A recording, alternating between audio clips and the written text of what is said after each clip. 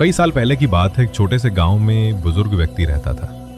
उसकी सबसे बड़ी चिंता उसका बेटा था। एक ऐसा लड़का जिसे ना काम की फिक्र थी ना भविष्य की। दिन भर बस गांव में यूं ही भटकता रहता, काम से जी चुराता। एक दिन उस बुजुर्ग ने अपने बेटे को एक अनोखा सबक सिखाने की ठानी। उसने बेटे को पास बुलाया और कहा, बेटा, अलमारी में घड़ी रखी है, जरा उसे लेकर आओ। लड़का गया और घड़ी लेके आया। फिर पिता बोले, अब इसे लेके बाजार जाओ और जो भी मिले उससे पूछो इस घड़ी की क्या कीमत है। लड़का बाजार पहुंचा और लोगों से पूछने लगा। किसी ने 500 रुपए बताए, किसी ने 1000, तो किसी ने 800। सबकी राय अलग अलग थी। वो वापस लौटा और पिता को बताया। सबने अलग अलग दाम बताए। कोई इसे सस्ती बताता है, कोई थोड़ी महंगी।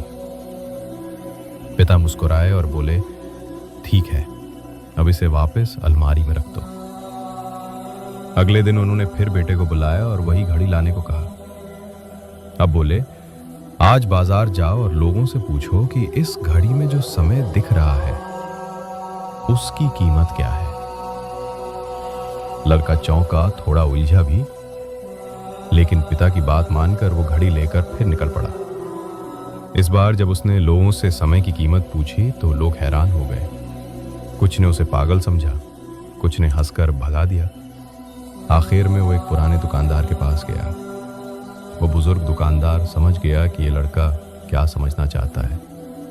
उसने मुस्कुराते हुए कहा, बेटा, घड़ी की कीमत लग सकती है, लेकिन जो समय ये दिखा रही है उसकी कोई कीमत नहीं। तुम करोड़ों रुपए देकर भी अपने बीते हुए एक सेकंड को वापस नहीं ला सकते। समय वो चीज है जो सबके पास बराबर होती है, अमीर हो या गरीब। बात सिर्फ इतनी है कि कौन उसे कैसे खर्च करता है। फिर उसने कहा, समय की एक खासियत है, ये गुजर जाता है, और एक खूबी है, तुम खुद तय करते हो कि इसे किन चीजों में बिताना है। ये सुनकर लड़के की आंखें खुल गईं। उसे लगा जैसे किसी ने उसकी जिंदगी की सबसे बड़ी सीख दे दी हो। वो दौड़कर घर आया, पिताजी को सब बताया, और उस दिन से उसका जीवन बदल गया। दोस्तों, कहते हैं ना, टाइम फ्री है लेकिन अनमोल है। इसे तुम खरीद नहीं सकते, बस इस्तेमाल कर सकते हो।